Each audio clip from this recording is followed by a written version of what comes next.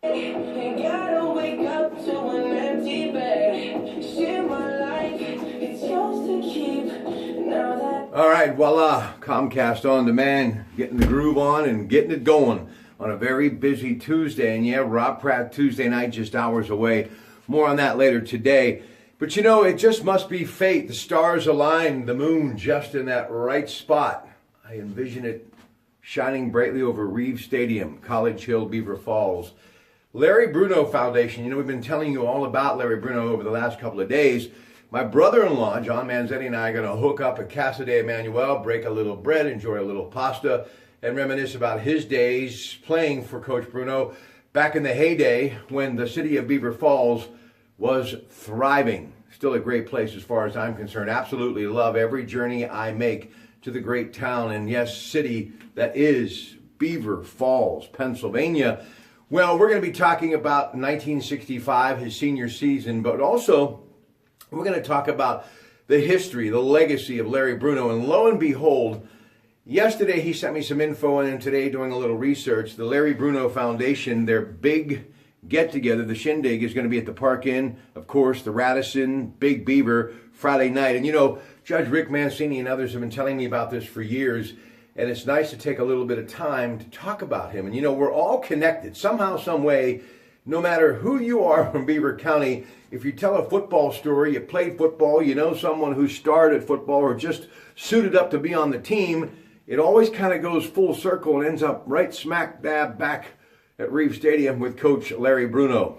I can still see the coach with the hat, the whistle, and just out there with them cleats, just making his point. Hey, you. And yeah, that Larry Bruno show that was heard weekly on 1230 WBVP. And I remember when Dwight Collins and Jerry Moy and them were in that backfield and how fantastic. He had another group of great athletes coming up and people were just like, Coach Bruno and that magic. He truly was an amazing man and coach. 1979, 1980, Beaver Falls WPIL basketball team. They're going to pay tribute to that night. Again, you're going to be joining the ranks, those of you who are going to be enshrined into this Hall of Fame foundation. Joe Namath, Joe Lynette, of course, former coach with the Pittsburgh Pirates, and yes, the legend, Tiger Joe Walton, the prototype tight end who went on to the University of Pittsburgh and played for the Giants and was a great head coach, offensive coordinator, and a man that I'm very proud to call my friend, and of course the decades he spent at Robert Morris. Going in, Jim Campbell. He, of course, became one of Geneva's top 100. Just a great athlete, triple threat, baseball, track, football. 1964 state baseball finals. He's going in. Bobby Lawrence, slugger, just jacked one over the right field fence at Beaver Falls that they're still talking about to this day. Guy was legendary. Went on to Indiana. 472 his sophomore season, won the Big Ten title that year in batting, signed with the Bo Sox in 58, played until 64, actually made it to their AAA team in Seattle. Close to the heart, married to Kay Mudgewood, left behind two sons, passed away tragically in the year of 2002. Knew him well, Dave Pabilski, who was a sophomore guard that I didn't realize this until today on that 1970 state team that Frank Chan coached, and of course guys like Oscar Jackson, Gooseby and company. Yeah, Dave Pabilski was a sophomore guard on that team. Graduated from Beaver Falls 72, came back, did some great things, not just as a coach, but as a teacher of student athletes. But he led Beaver Falls to the WPIL and PIAA state title team in 1994. You remember them. And of course, went on to Seneca Valley, got them into the postseason, first time in decades. 250 wins in his career. Dave Pabilski going in, Larry Bruno Foundation Hall of Fame. So congratulations to he, the Mudgewood family, and that should be a very special night for a very special family. Kevin Scanlon, everybody wanted to be like Kevin Scanlon, Beaver Falls quarterback, mid-70s.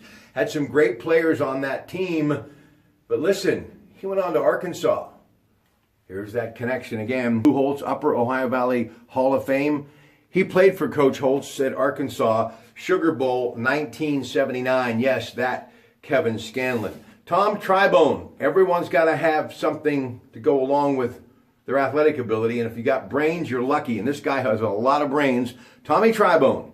Atlantic Richfield, of course, one of the many companies. He has traveled to 35 countries. He has done just about anything in the business world you could do. Married a lovely lady from Aliquippa, his wife Michelle. They've got 4 daughters, Case Western, Duquesne, done a little bit of everything. And yes, Joe Ursita coached him at St. Mary's. That's important. We don't ever want to forget Coach Ursita and what he's meant to so many of us. Tell you, that guy could make me run through a brick wall to this day. Although, Coach, please don't try it anytime soon. Your Pratt pack is very fragile at this age. So there you have it, folks. And again, I hope that you will join John Manzetti and me right here on Wednesday, reminiscing about the great Coach Larry Bruno. And we're going to do it in the town that Coach Bruno called his home, East Liverpool, Ohio. And yes, for the 20 years that I did play-by-play in East Liverpool, not missing one game. How I did it, I don't know.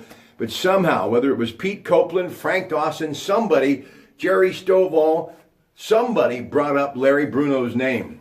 And I can just imagine him in the backfield in those high-top cleats running the football. Hut! For the blue and white forever. East Liverpool Potters. He could go all the way.